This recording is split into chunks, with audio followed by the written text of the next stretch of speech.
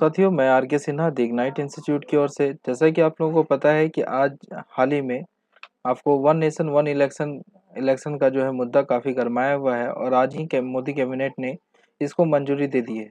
चलिए आज हम लोग जानते हैं इस सेंसेशनल न्यूज को, क्या है वन नेशन वन इलेक्शन और यह विचार आज खबरों में क्यों है। तो अगर हम बात करें वन नेशन वन इलेक्शन की, तो भारत भारत की मोदी सरकार की कैबिनेट की ओर से सर्वसम्मति से इस एक देश एक चुनाव प्रस्ताव को आज 19 सितंबर 24 को मंजूरी दे दी गई।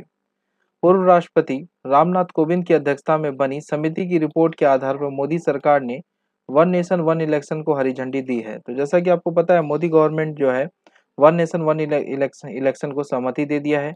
इसके बाद संसद संविधान संशोधन और राज्यों के सहयोग से साथ सरकार आगे इस दिशा में रास्ता तय करेगा और अब जो है संसद के सहयोग और राज्यों के सहयोग से अब जो है आगे का रास्ता तय करेगा। मोदी गवर्नमेंट के द्वारा इसको सहमति आज दे दिया गया है। आगे देखते हैं, भारत में एक देश एक चुनाव वन नेशन वन इलेक्शन पे चर्चा चल उठी है। तो जैसा कि पता है कि आज से क्या हो गया है, वन नेशन वन इलेक्शन पे आज चर्चा चल उठी है, अर्थात ये मुद्दा अब गर्मा गया है। हालांकि हमारे देश में एक देश एक चुनाव कोई नई बात नहीं है, बल्कि आज़ादी के बाद शुरुआती कई सालों तक भारत में एक देश एक चुनाव ही होता था। यानी आज़ादी के बाद से हमारा देश एक देश एक चुनाव को ही अपनाया हुआ था। यानी सभी राज्यों की विधानसभा और केंद्र राज्य सरकार बनाने के लिए लोकसभा चुनाव एक साथ कराए जाते थे। अर्थात सभी राज्यों के विधानसभा चुनाव और केंद्र राज्यों के चुनाव एक साथ कराए जाते थे। One nation one election in देशों में है। अब हम देखेंगे कि वन नेशन वन इलेक्शन किन किन देशों में वर्तमान में है। दुनिया के कई ऐसे देश पहले से ही वन नेशन वन इलेक्शन के फॉर्मूले पर चल रहे हैं। जैसे कि इन देशों में अगर हम बात करें तो प्रमुख रूप से जर्मनी, हंगरी, दक्षिण Africa, Indonesia, Spain, Slovenia, Albania, Poland, Belgium जैसे देशों में एक ही बार में चुनाव कराने की परंपरा रही है। अगर हम बात करें, पिछले दिनों स्वीडन ने भी एक साथ अपने चुनाव कराए थे, जिसके बाद से ये भी उन देशों की लिस्ट में शामिल हो गए जो वन नेशन वन इलेक्शन के लिए फॉर्मूले पे चल रहे हैं। तो वन नेशन वन इलेक्शन का जो है फॉर्मूला बहुत देश में अपनाया जा चुका है। तो अब हम देखेंगे क्या है भारत में वन नेशन वन इलेक्शन का इतिहास। अब हम जानेंगे कि भारत में वन नेशन वन इलेक्शन का इतिहास क्या है। तो history of one nation one election in India अगर हम बात करें तो एक देश एक चुनाव का विचार कम से कम 1983 से ही चला आ रहा है। अगर हम बात करें वन नेशन वन इलेक्शन का विचार कहाँ से आया, तो चुनाव आयोग ने पहली बार इस पर विचार 1983 में दिया था। हालांकि 1967 तक भारत में एक साथ चुनाव कराना एक आदर्श माना जाता था। अर्थात 1967 तक एक आदर्श चुनाव माना जाता था, वन नेशन वन इलेक्शन एक चुनाव कराया जाता था। लोकसभा और सभी राज्यों विधानसभाओं के लिए पहला आम चुनाव बात करें तो 25 अक्टूबर 1951 से 21 फरवरी 1952 को एक साथ आयोजित किया गया था। अर्थात 1951 से 1952 तक एक साथ इस चुनाव को पहली बार कराया गया था। यह प्रथा 1957, 1962 और 1967 में हुआ तीन आम चुनाव में भी जारी रखा और 1951 में जो हुआ वही 1957, 62 और 67 में भी जारी रहा। हालांकि 1968 और 1969 में कुछ विधानसभाओं के समय से पहले भंग होने के कारण यह चक्र बाधित हुआ और पहली बार यह चक्र कब बाधित हुआ, तो 1968 1969 में यह चक्र बाधित हुआ। अब अगर हम बात करें, 1970 में लोकसभा को समय से पहले ही भंग कर दिया गया था और 1971 में नए चुनाव कराए गए। अब अगर हम बात करें, इस प्रकार पहली, दूसरी और तीसरी लोकसभा ने पूरे 5 साल का कार्य पूरा किया। अगर हम बात करें वन नेशन वन इलेक्शन की, तो पहला, दूसरा और तीसरा लोकसभा ने पूरा साल कार्य किया।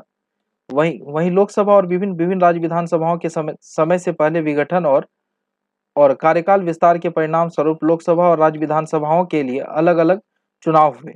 और वहीं बात करें 67 के बाद 68 और 69 में अलग अलग क्या हुए, राज्यों में चुनाव हुए और एक साथ चुनाव कराने का चक्र बाधित हुआ और पहली बार बाधित 68-69 में हो गया। अब अगर हम बात करें, जब इंदिरा गांधी ने तोड़ दिया था एक देश एक चुनाव का क्रम, अगर हम यही बात करें, प्रधानमंत्री इंदिरा गांधी ने साल 1970 में लोकसभा भंग करवा दी थी और तय समय से 15 महीने पहले ही 1971 में आम चुनाव करवा दिए। इंदिरा गांधी अल्पमत सरकार चला रही थी उस समय और पूर्ण बहुमत चाहती थी। उनके इस फैसले ने राज्य के विधानसभा चुनावों को आम चुनाव से अलग कर दिया और यहीं से क्या हो गया, राज्य का विधानसभा चुनाव आम चुनाव से अलग हो गया। Why one nation one election, एक देश एक चुनाव क्यों। अब अगर हम इसको जाने कि क्यों वन नेशन वन इलेक्शन होना चाहिए, तो भारत जैसे बड़े देश में हर महीने कहीं ना कहीं चुनाव होते रहते हैं और पूरे देश का ध्यान उस तरफ आकर्षित रहता है। आपको पता है, जहाँ पे भी चुनाव होता है वहाँ का मुद्दा ऐसे ही आप लोग को हाईलाइट में देखने को मिलता है। साथ ही राजनीतिक तेज होती है, चुनाव आयोग हरकत में आता है, सुरक्षा सहित तमाम सरकारी इंतजाम करने होते हैं। आचार संहिता लागू होता है और केंद्र व राज्य सरकार की ओर से जनता के लिए किए जाने वाले विकास कार्यों का क्रम बार-बार बाधित होता रहता है। तो आपको पता है कि जिस जिस भी राज्य में चुनाव शुरू हो जाता है, उस राज्य का पूरा कार्य क्या हो जाता है, बाधित हो जाता है, क्योंकि वहाँ आचार संहिता लागू हो जाती है। चुनौतियाँ, वन नेशन वन इलेक्शन में क्या-क्या चुनौतियाँ हैं? पूर्व मुख्य चुनाव आयुक्त की अगर हम बात करें, पूर्व मुख्य चुनाव आयुक्त का क्या कहना है? पूर्व मुख्य चुनाव आयुक्त इस पे क्या कहते हैं? तो ओपी रावत का कहना, और पूर्व मुख्य चुनाव आयुक्त कौन है? तो ओपी रावत। ओपी रावत कहते हैं, चुनाव आयोग ने केंद्र सरकार को बताया था कि दोनों चुनाव साथ कराना संभव है, अर्थात दोनों चुनाव संभव है, राज्य विधानसभा और लोकसभा का। इसके लिए सरकार को 4 काम करना होगा। अब 4 मुख्य बिंदुओं को इन्होंने जुड़ाया। इसके लिए सबसे पहले संविधान के अनुच्छेद 5 में संशोधन जरूरी है। उन्होंने बताया इसमें विधानसभाओं के कार्यकाल और राष्ट्रपति शासन लगाने के प्रावधान को बदलना होगा। तो जो ओपी हैं, अर्थात जो पूर्व मुख्य चुनाव आयुक्त है ओपी रावत, तो ये कहते हैं कि पहले जो है संविधान के अनुच्छेद 5 में संशोधन करना होगा, जिसमें राष्ट्रपति शासन लगाने के प्रावधान को बदलना होगा। दूसरा दूसरा कहते हैं, इसके अलावा निर्वाचन आयोग ने बताया था कि जनप्रतिनिधित्व कानून और सदन में अविश्वास प्रस्ताव को लाने के नियम में बदलना होगा।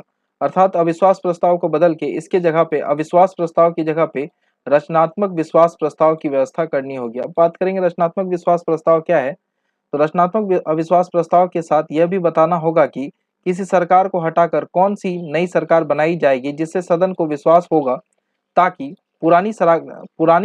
सरकार गिरने के बाद भी नई सरकार के साथ विधानसभा या लोकसभा का कार्यकाल 5 साल तक चल सके। अगर हम बात करें निर्वाचन आयोग की, निर्वाचन आयोग ने इस तरह के चुनाव के लिए कुल 35 लाख ईवीएम की जरूरत बताई थी और इसके लिए नए ईवीएम की खरीदारी की जरूरत भी बताई थी। अर्थात उन्होंने पहले ही स्पष्ट कर दिया था कि अगर हम एक राज्य एक चुनाव, एक देश एक चुनाव कराना चाहते हैं, तो उसके लिए हमको कुल 35 लाख ईवीएम की आवश्यकता होगी। भारत में इस्तेमाल होने वाले ईवीएम, अगर हम ईवीएम की कीमत की बात करें तो एक ईवीएम की कीमत 17,000 की पड़ती है। ऐसे में एक देश में चुनाव के लिए करीब 15 लाख नए ईवीएम और वीवीपैट की जरूरत होगी। अर्थात अगर हम वन नेशन वन इलेक्शन कराते हैं तो ऐसे में हमें 15 लाख ईवीएम की जरूरत होगी।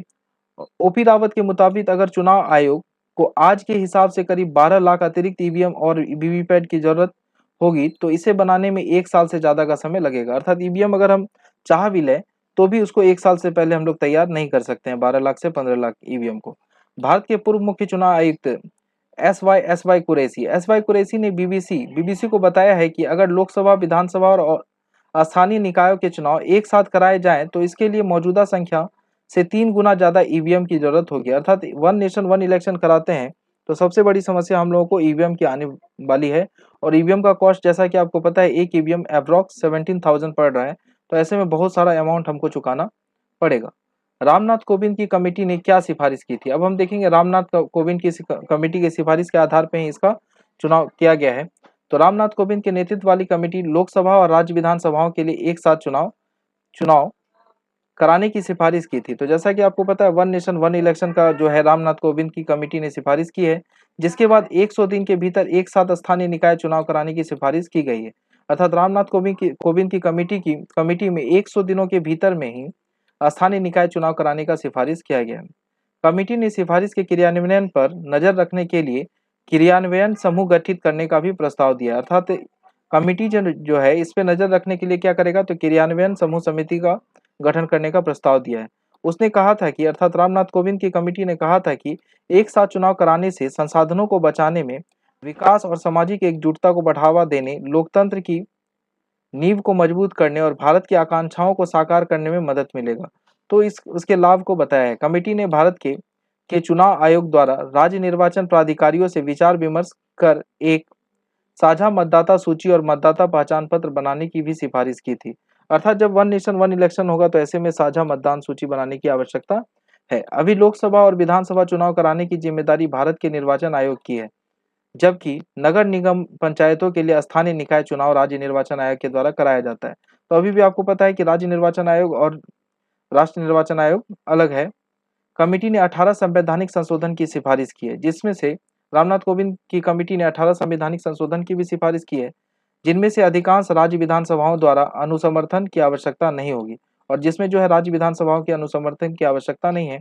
हालांकि इसके लिए कुछ संविधान संशोधन विधेयक की आवश्यकता होगी, जिन्हें संसद द्वारा पारित करने की जरूरत है। तो ऐसे में कुछ संविधान संशोधन करने की आवश्यकता होगी, जो विपक्षी दल का एक सबसे बड़ा मुद्दा भी है। एक मतदाता सूची और एक मतदाता पहचान पत्र के संबंध में कुछ प्रस्तावित परिवर्तन के लिए कम से कम आधे राज्यों द्वारा अनुसमर्थन की आवश्यकता होगी। अर्थात एक मतदाता सूची पहचान पत्र के संबंध में हमको जो है कम से कम आधा राज्यों का सहमति की आवश्यकता होगी। इसके अलावा विधि आयोग भी एक साथ चुनाव कराने पर अपनी रिपोर्ट जल्द ही पेश कर सकता है। तो आपको पता है विधि आयोग भी इस पर रेड रिपोर्ट पेश किया है हाल ही में। प्रधानमंत्री मोदी एक साथ चुनाव कराने के प्रबल समर्थक रहे हैं और वे इसके पक्षधर हैं। अब पक्ष में दिए गए तर्क, अब जो सत्तारूढ़ पार्टी है वो इसके पक्ष में क्या तर्क देती है। तो बार बार चुनाव कराने से देश पर काफी खर्च होता है, एक साथ चुनाव कराने से यह खर्च कम हो जाएगा, समय और संसाधनों की बचत होगी। लगातार चुनाव के कारण प्रशासनिक तंत्र पर काफी दबाव रहता है, एक साथ चुनाव कराने से समय और संसाधनों की बचत होगी। ये सत्तारूढ़ पार्टी का पक्ष है। विकास कार्यों पर ध्यान, चुनाव चुनाव के दौरान आदर्श आचार संहिता लागू रहता है, जिसके कारण विकास कार्य प्रभावित हो जाता है। एक साथ चुनाव कराने से विकास कार्यों पर अधिक ध्यान दिया जा सकेगा। राजनीतिक स्थिरता रहेगी, एक साथ चुनाव कराने से राजनीतिक स्थिरता आएगी और सरकारें लंबे समय तक कार्य कर सकेगी। अब विपक्ष का क्या तर्क है। तो विपक्ष का तो पहला तर्क है कि संविधान में संशोधन किया जाएगा। दूसरा, वन नेशन वन इलेक्शन पर विपक्ष ने क्या कहा। तो आम आदमी पार्टी के नेता संदीप पाठक कहते हैं कि कुछ दिनों पहले 4 राज्यों में चुनाव करवाए जाने थे।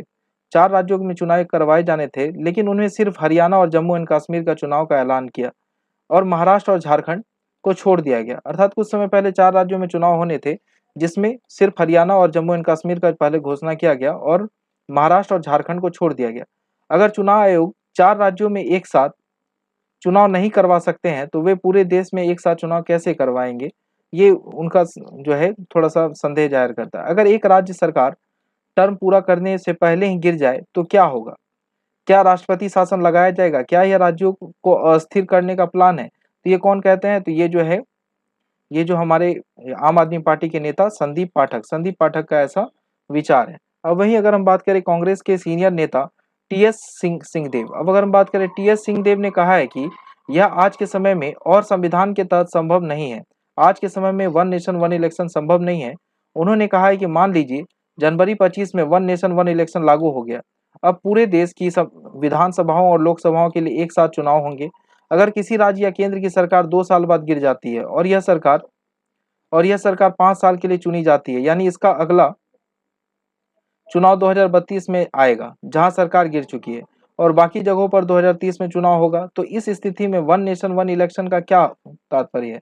यह बिल्कुल संभव नहीं है। तो जैसा कि आप लोगों ने देखा दोस्तों की सत्तारूढ़ पार्टी और विपक्ष पार्टी अपना-अपना मत है। दोनों अपनी-अपनी जगह पे सही है। वन नेशन वन इलेक्शन के मुद्दे पे आप क्या सोचते हैं, ये अपनी राय रख सकते हैं। वन नेशन वन इलेक्शन सही या गलत? अपनी राय आप चाहें तो कमेंट कर सकते हैं। आज के लिए इतना ही। आई होप मैंने वन नेशन वन इलेक्शन को अच्छे से समझाया और इसमें कोई पक्ष या विपक्ष नहीं है। मैंने दोनों पक्षों को रखने की कोशिश की है। आप अपना विचार कमेंट में ज़रूर व्यक्त करें। Thank you. Thanks for all everyone.